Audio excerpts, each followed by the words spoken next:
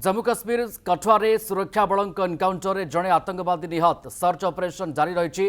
कठुआ जिले में सुरक्षा बल एवं आतंकवादी मध्य एक बड़ धरण मुहांमुही संघर्ष घटी। बोलाबर अंचल होता गुली विनिमय जड़े पाकिस्तानी आतंकवादी निहत होता सूचना मिली।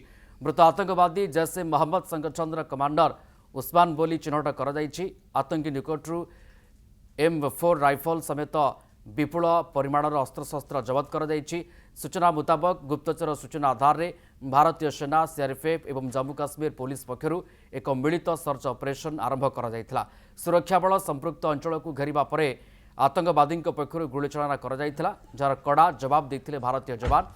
बर्तमान से अंचल में आउ कि आतंकवादी लुचि रही आशंकार सुरक्षा बाहिनी पक्षर कम्बिंग ऑपरेशन को जोरदार कर घटना पर समग्र जिले में सतर्कता जारी कर स्थानीय प्रशासन पक्षर सुरक्षा व्यवस्था को अधिक कड़ाकड़ी कर बेले जवान माने संपूर्ण जंगल आड़ को निज नियंत्रण रखिछंती।